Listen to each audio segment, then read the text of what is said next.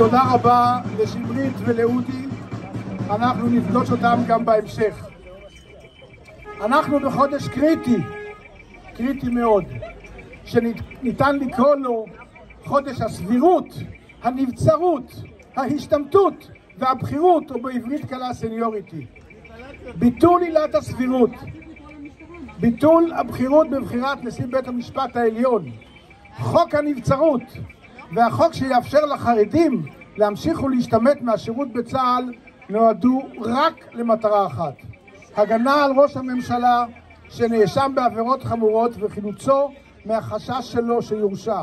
בושה, בושה, בושה, בושה, בושה. כך ימשיך הנאשם נתניהו לעמוד בראש ממשלה שגם בה יושבים מושחתים, נאשמים ומורשעים. בעבור חילוץ זה הוא מקריב את עתידה של המדינה שלנו. הוא מעביר מיליארדים לסקטור שתרומתו לביטחון, לכלכלה ולחברה מועטה ביותר.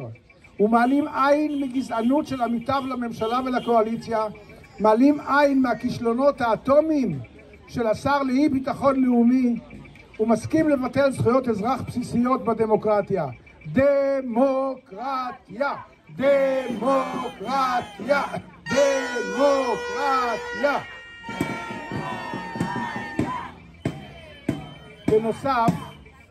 בנוסף הוא קורא לשיחות עם האופוזיציה, כמובן מבלי להבטיח אפילו את הצהרת החקיקה. אבל מיד אחרי שהוא מבטיח, אחרי שידו הימנית מבטיחה, בידו השמאלית הוא מעביר מסר שאין הסכמות שנשיא המדינה אישר שהיו. הערה קצרה על הצביעות של הימין. הם מדברים על עילת הסבירות, אבל הם לא מבינים את הצביעות שבדברים שלהם. לאחרונה עתרה מועצה אזורית בשטחים לבג"ץ בבקשה לחייב את הממשלה להשלים איזה כביש עוקף. אני קורא לו כביש הגזענות.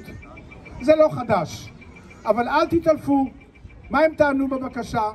הם טענו שהחלטת הממשלה שלא להשלים את הכביש היא בלתי סבירה בעליל.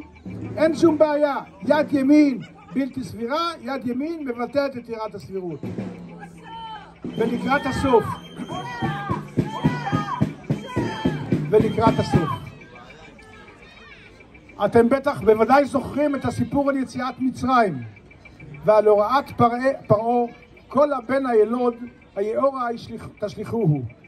מי הציל את בני ישראל ומנע את השלכת התינוקות? שתי נשים אמיצות המיילדות שפרה ופועה, ששמו נפשם בכפם, סירבו לבצע את פקודת המלך שחשש העברים ידיחו אותו וילדו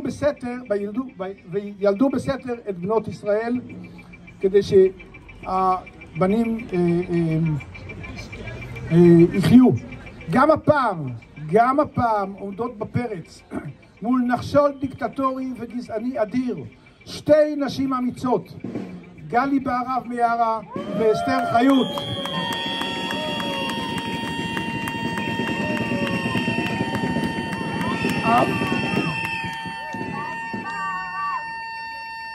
למרות ההתקפות שהן חוות, גם אישית על ידי הנאשם וגם על ידי חבר מרעיו, אנחנו כאן עומדים כחומה בצורה מאחורי שתי הנשים האמיצות האלה, ומול כל מפעי השנאה ומול האיומים הקשים, אם לא לומר מפיוזים.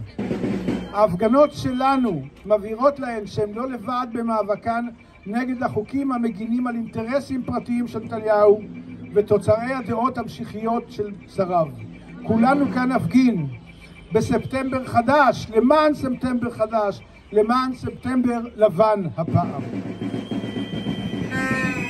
אני מזמין פעם נוספת את שמרית ואת אודי לשיר את שירו של שלום חנוך, משיח. אנחנו לא מחכים למשיח כי אנחנו יודעים שהוא לא מטלפן.